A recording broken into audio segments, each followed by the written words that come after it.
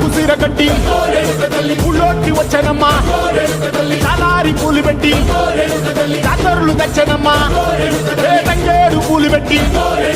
రంగాణ దూకేనమ్మా ముక్కు ముక్కెర పెట్టి ముల్లోకాల నెలనమ్మా ముందార చూడంగా మున్నూరు కన్నులమ్మా ఎదికాల చూడంగా ఏనూరు కన్నులమ్మా